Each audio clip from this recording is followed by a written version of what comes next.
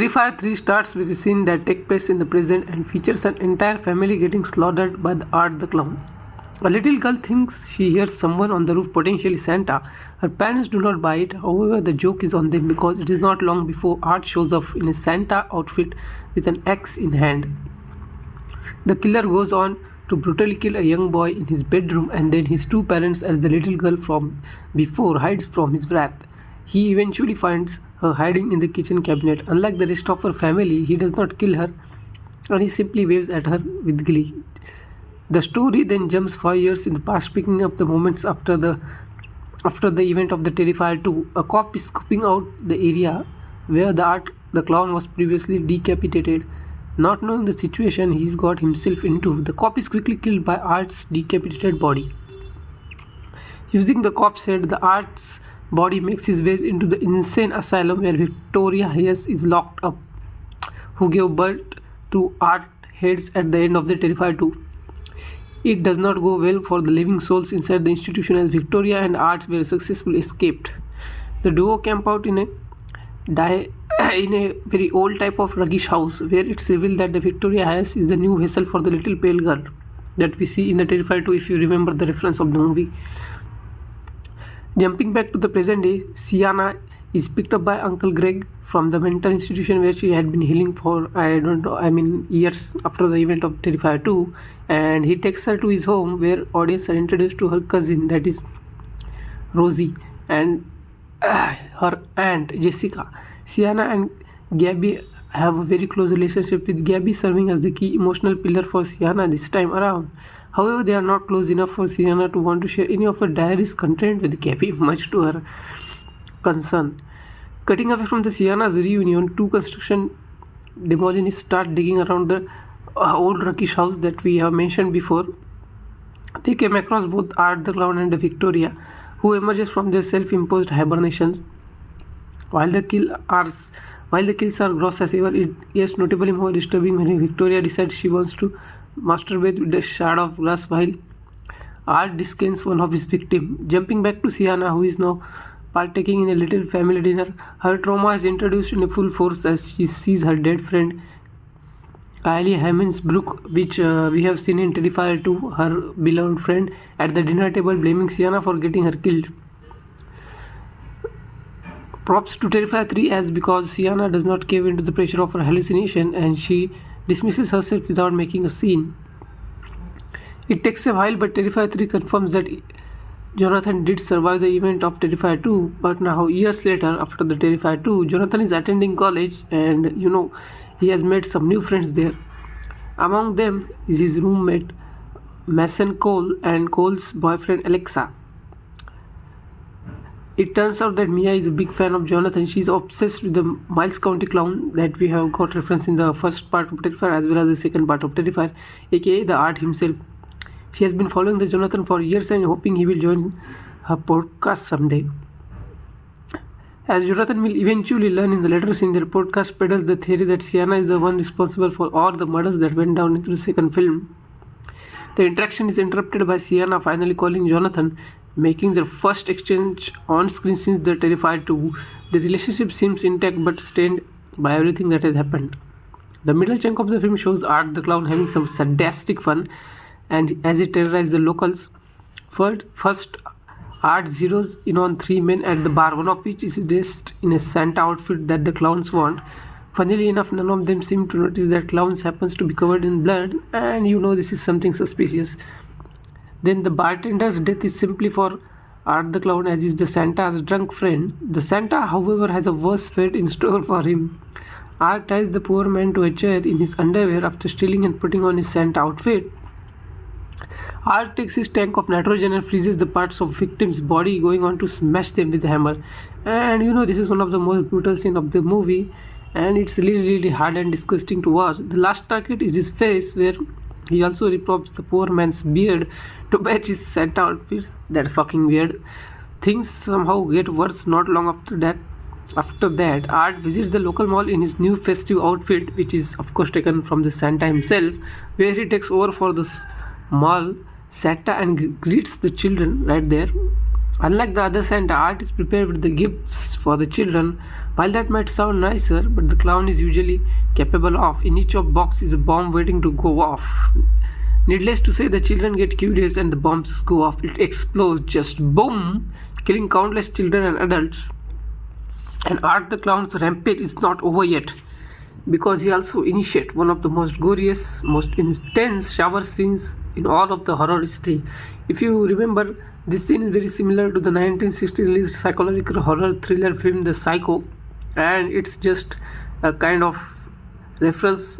So we can see right here in this scene, after overhearing Cole and Mia's talk about how evil the Miles County clown is, Art follows the duo into the shower, where they are getting down and dirty with one another. I mean, they are having some intimate scenes right there, but this time Art is more disgusting and disturbing, because he is with a chainsaw right there. With a chainsaw in hand, Art using his new tool to slowly cut through both of them in creative and thorough ways. Mia is the first to be killed by her horror icon, while the guy, his boyfriend, gets a more intensive dismembering outside of the shower. Before the bombing instance, Sienna's mental state takes a turn for the worse when she is convinced that she saw the Art the Clown at the mall while shopping, which she did actually. She takes this to her brother Jonathan, who is not fully convinced. He has been trying to move on from everything that has happened, as we have seen this in Terrifier 2, and he is not so sure that Sienna is. Sienna quickly throws back some of her brother's theories from years ago at him, because he was just too crazy to be thinking all the theories about Art the Clown, and he was drawing. We have seen that in Terrifier 2. She reminds Jonathan of how he used to read heavily into demonology previously, telling her they have to destroy the little girl before it's too late. Destroy her because she is inhuman, or probably she is a demon. After the duo part ways, Jonathan gets close to reporting on Sienna's questionable mental state to her Aunt Jess. He is frustrated about the entire situation and feels he has few options about what to do. When Sienna returns home, she realizes the cabbie has been looking at her journals or diary, whatever that is. Her cousin knows everything that happens to her, but Sienna tries to play it off, claiming she is sick. With that said, Sienna starts to freak out legitimately the moment she hears about the mall bombing on the news. She is convinced that Art is back, and she is right. In a panic, Sienna makes sure that Jonathan is called and informed. She tells here it is alluded to that the two set up a plan in a case. Art is back, when Jonathan mysteriously asks Sienna if she grabbed something. Sadly, Jonathan does not get to see the plan enacted, but we'll get to that in a moment.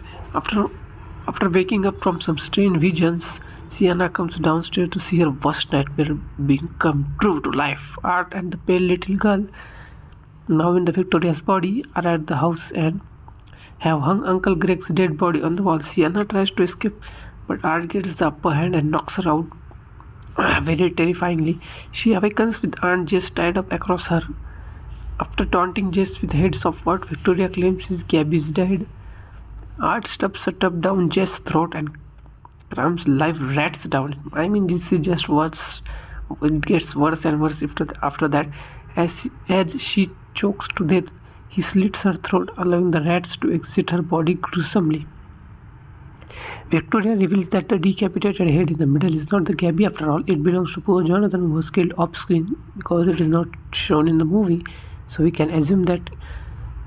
As Sienna becomes overwhelmed by grief, Victoria tries to enter her body, but Sienna successfully fights her off. Thankfully, Sienna still has one move in her back pocket, and a present she's stashed by the Christmas tree earlier in the film, which is shown to us. The item Jonathan and Sienna talked about getting, because just as Victoria is about to kill Gabby, who knows about the present, the kid claims she never got to open the Sienna's present for her. In a rare act, Victoria and the Art indulged the moment, allowing Sienna to open for Gabby. They did not make it easy though, as Art cripples Sienna's hand. Thankfully, that's not enough to stop what's fated to happen. And in the box is the magical sword from the Terrifier 2 that was gifted to Sienna by her father, which we have seen in Terrifier 2. The origin of the magic sword remains shrouded in a vague mystery, which maybe we will discuss in another part.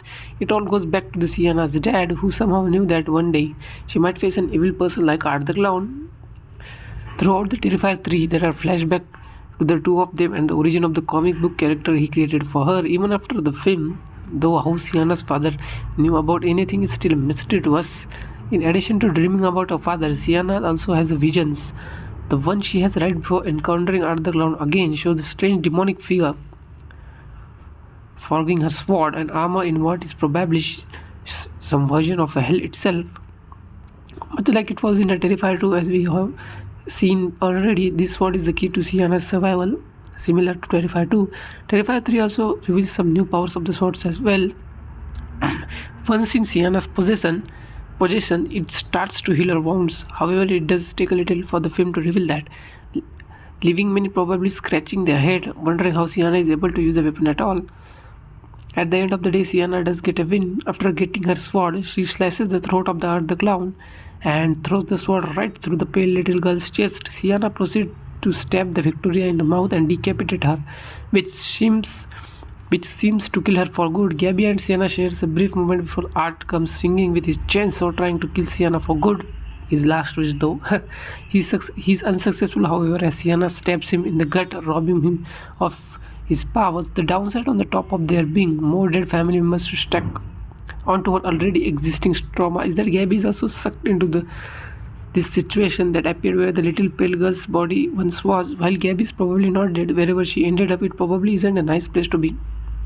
As Sienna tries to cover, she realizes that Art has escaped, but he's now on a bus safely on his way to his next destination. And this is the Terrifier 3 that is playing now in the theaters, and there are a lot of things that are unanswered, like in the last scene where we have seen he is reading a kind of book that is known as Ninth Circle, and this is the short film where first time Art the Clown was featured, and it is directed by Damien Leone, and it's very beautifully written, acted, and brutal movie, and I really liked it. If you like the video, do like, share and subscribe our channel. Thank you.